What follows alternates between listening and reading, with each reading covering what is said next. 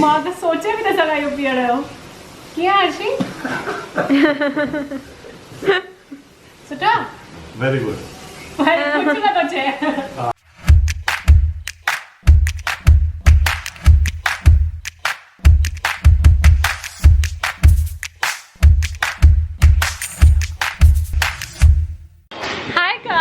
हाय माण्हू कीअं आहियो तव्हां सभई welcome to the Sindhi girl YouTube channel.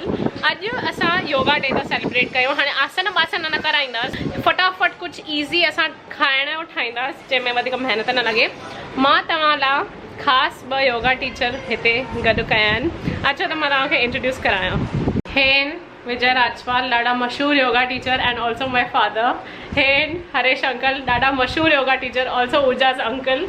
Thank you इहो वीडियो करण लाइ, इन वीडियो लाइ हा चवण लाइ। पहिरियों त तव्हां मूंखे ॿुधायो तव्हां किथां योगा सिखी आहे, घणनि सालनि खां कयो आहे, थोरो योगा जे बारे में। मां हरेश तलेजा। मां योगा जी शिक्षा भारतीय विद्याधाम जे अंडर में कई आहे ऐं मुंहिंजा जेके शुरूअ में योगा जा जेके टीचर आहिनि उहे मुंहिंजे पासे में वेठा आहिनि, श्री विजय राजपाल जी। मां हिननि जे अंडर में योगा अभ्यास शुरू कयो, हिननि जे अंडर में मां योग शिक्षक थियुमि। विजय राजपाल मुंहिंजो नालो आहे। त 2007 में डॉक्टर रामनाणी जे अंडर भारतीय योग विद्याधाम जेका मेन असांजी नासिक ब्रांच आहे उन जे अंडर ई मां पहिरियों योग प्रवेश जो कोर्स कयो। उनखां पोइ योग परिचय, उनखां पोइ योग शिक्षक, उनखां पोइ जेका लाइफ में चेंजिस अची वियूं उनखे मां शब्दनि में बयानु नथो करे सघां। हाणे हे ॿई त योगा टीचर आहिनि, मां न आहियां, न को मां योगा कंदी आहियां, न को मूंखे आसन करण जो टाइम आहे। आई नो टाइम कढणो पवंदो, बट ठीकु आहे। हाणे Haresh uncle raw food expert आहिनि। रॉ फूड चओ त कचो खाधो था ॾिसो त मुंहिंजो मुंहुं कीअं थो थिए। बट मां हिननि खे रिक्वेस्ट कयोमांनि कि 2 अहिड़ियूं शयूं सेखारनि जंहिंमें गैस जी ज़रूरत न हुजे ऐं फटाफट ठही वञे, यू नो। त हरेश अंकल तव्हां छा था सेखारियो? ऐं रॉ फूड छा आहे? सॉरी, रॉ फूड एक्चुअली असां जेको खाधो खाऊं था, खाधे खे 2 भाङनि में डिवाइड कयो वियो आहे, हिकु लिविंग फूड ऐं हिकु डेड फूड। जेको असां पचाए करे गैस ते तरे भुञी करे उॿारे करे कयूं था उहो एक्चुअली रा नेचुरोपैथी या रा डाइट जे हिसाब सां उहो डेड फूड आहे। जेको असां कचो खाऊं था उहो लिविंग फूड आहे। माना अगरि कुकिंग था कयूं त उहो डेड थी वियो, उहो डेड फूड थी वियो। छाकाणि त उहो असां वधीक टाइम न ॾिसी सघंदा। अॼु असां जेकॾहिं काई दाल ठाहियूं था, काई भाॼी ठाहियूं था त कलाक ॿी खां पोइ हुन में बांस शुरू थींदी। पर जेको नेचुरल फूड आहे उहो घणा ॾींहं बि पियो हुजे त हुन में बांस न थींदी। त तव्हां छा था सेखारियो जी? अॼु हिकु सिंपल रेसिपी आहे, स्प्राउट भेल। स्प्राउट भेल, भेल त मूंखे ॾाढी वणंदी आहे। ओके, ऐं हुन में चटनी वग़ैरह मसाला सभु आहिनि। हलो हलो अचो सिखो, चटनी वग़ैरह अची मस्त चटपटो। तव्हां एक्सपेक्ट न कयो हूंदो त की भाई रा डाइट में एॾी सुठी स्प्राउट भेल बि थी सघंदी आहे। ऐं ॿियो आहे ग्रीन जूस। असांखे एक्चुअली ॾींहं जी शुरूआत ग्रीन जूस सां करणु खपे, चांहि कंहिं ॿिए शइ सां न, खीर सां न, काफ़ी सां न। छाकाणि त ग्रीन जूस में अंदरि जेको क्लोरोफिल आहे उहो असांजे शरीर में वञी करे असांजे बॉडी खे डिटॉक्सीफाई कंदो, असांजे बॉडी जो इम्यून सिस्टम वधाईंदो, बॉडी जो मेटाबॉलिज्म सिस्टम ठीकु कंदो, जंहिंजे करे असांजो वेट बि न वधंदो ऐं शरीर में काई तकलीफ़ बि न ईंदी। हाणे सची ॿुधायां अंकल, मां इहो सभु पढ़ियो आहे, जाम पढ़ियो आहे। ग्रीन जूस ॾाढी सुठी आहे, ॾाढी इंपॉर्टेंट आहे। अॼु ताईं मां पीती न आहे। ऐं कचियुनि भाॼियुनि जी जूस, माना हाय हाय। ओके, तव्हां जेको चेहरे जा एक्सप्रेशन ॿुधाइनि था त तव्हांखे ग्रीन जूस न वणंदी हूंदी। मां कॾहिं पीती न आहे ऐं मूंखे इहो सोचे करे लॻे थो, सोचण सां ई तव्हांखे उपाय थी अचे पई। हा, पर अॼु गारंटी आहे तव्हां ग्रीन जूस पीअंदव, तंहिंखां पोइ तव्हां मुंहुं ईअं न कंदो। I am not sure, but असां ग्रीन जूस ठाहींदा ज़रूरु। माण्हू अगरि तव्हांखे ठाहिणी आहे ठाहिजो, मां तव्हांखे सेखारींदीमांव, माना अंकल सेखारींदव। अचो ठाहियो ग्रीन जूस ऐं स्प्राउटेड भेल। ओके, अचो त ग्रीन जूस ठाहियूं। थोड़ी गजर, थोड़ा साओ मसालो, थोड़ो कद्दू, पालक, टमाटा, आमला, थोड़ा करी पत्ता।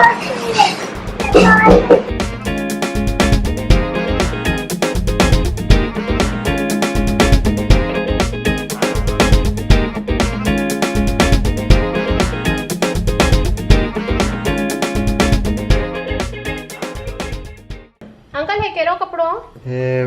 प्लास्टिक जी नेट आई। ओके,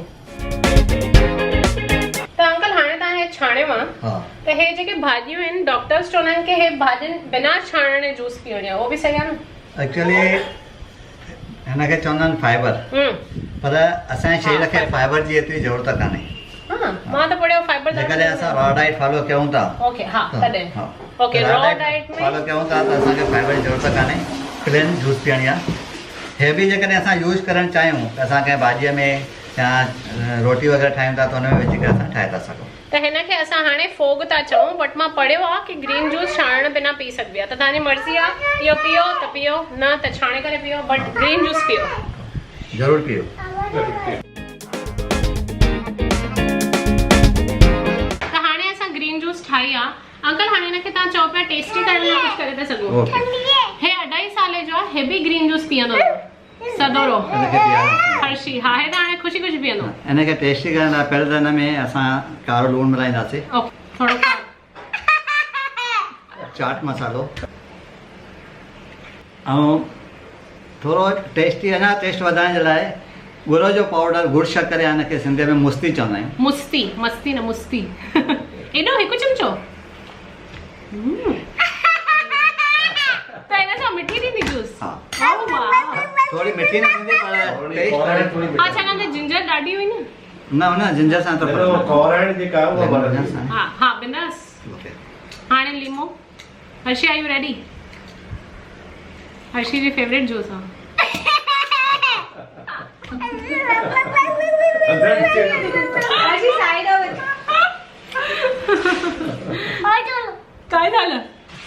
काय झालं हाणे मिलाइणो?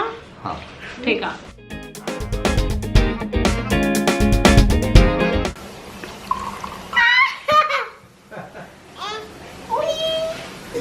मां त सोचे बि न सघां इहो पीअण जो। कीअं हर्षी? सुठा? Very good. कुझु नथो चए। हा मां वणे थो। माना अप्रूव। ऐं मूंखे बि थोरी ॾियो न प्लीज़। चटनी या पानी चटनी या पाणी? मेरा गोलगप्पन जो। गोलगप्पन जो अच्छा। अच्छा हुन चाट जेको मसाला असां एक्स्ट्रा ऑर्डिनरी।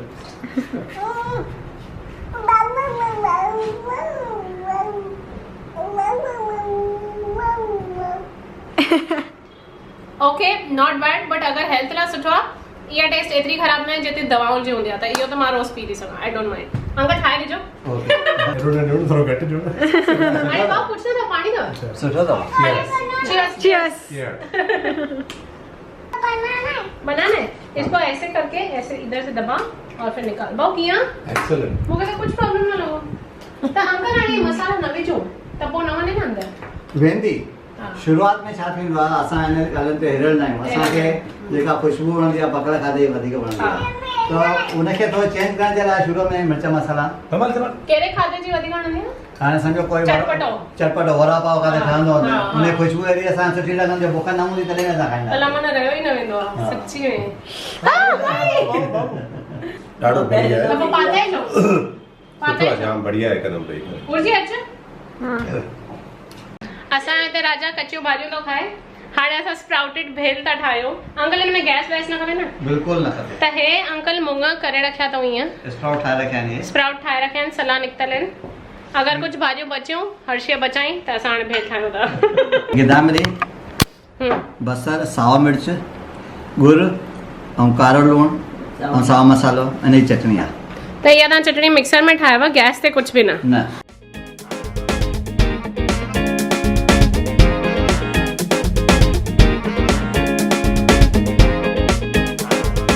स्प्राउटेड मूंग, कैरेट, ऑनियन, कुकुम्बर ऐं डेट्स, टोमेटो, बीट। इहो बीट बॉइल्ड आहे? न कचो ऐं कॉर्न्स। इन्हनि मां कुझु बि बॉइल्ड न आहे, सभु कचो, खाली धोई करे कटे रखिणो। ओके ओके हाणे अंकल ठाहियूं स्प्राउटेड भेल। Very easy. हाय।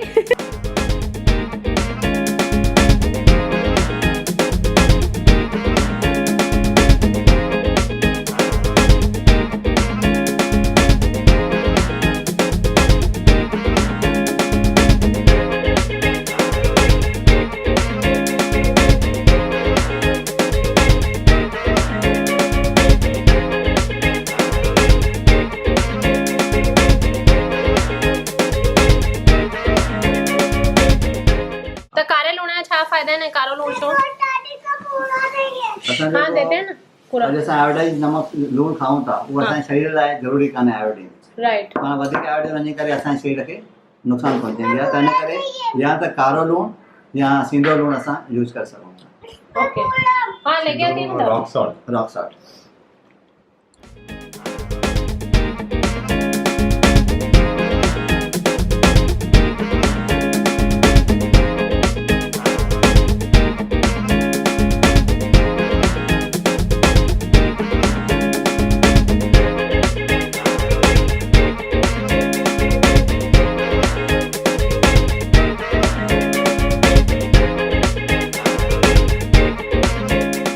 स्प्राउट स्प्राउट वेल कीअं भाऊ ॾाढो बढ़िया आहे हिकदमि टेस्टी आहे हाणे मां स्प्राउट वेल खाइण वारी आहियां ग्रीन जूस ॾाढी वणी एंड थोड़ा आई थिंक जीअं अंकल चयो मसाला विझूं चाट मसाला लीमो त पोइ थी वेंदो ठीकु थी वेंदो ऐं ॾाढी पालक जाम ग्रीन वेजिटेबल्स आई होप तव्हांखे इहो वीडियो वणियो योगा स्पेशल वीडियो ते असां खाधे जे बारे में ॻाल्हायो छाकाणि आसन सभिनी खां पॉसिबल न आहिनि करणु पर खाधो पीतो त हर कोई खाए थो ऐं उन में अगरि असां थोरियूं चेंजिस कयूं त ॾाढो सुठो थींदो हे मुंहिंजो राजा वेजिटेबल्स थो खाए corn tomato cucumber and I am very happy कि नंढे हूंदे खां सतोरे खे ग्रीन जूस जी आदत विधी अथऊं त हा इन वीडियो खे लाइक कयो अगरि वणियो त अगरि ग्रीन जूस ठाहियो या स्प्राउटेड भेल ठाहियो मूंखे इंस्टाग्राम ते फेसबुक ते यूट्यूब ते कमेंट्स में किथे बि ॿुधायो सभिनी हंधि आहियूं असां and please please please the Sindhi girl YouTube channel खे सब्सक्राइब कयो ॻाढ़ो बटन दबायो घंटी बि वॼायो मिलूं था असां ॿिए वीडियो में तेसि ताईं happy yoga day bye guys bye by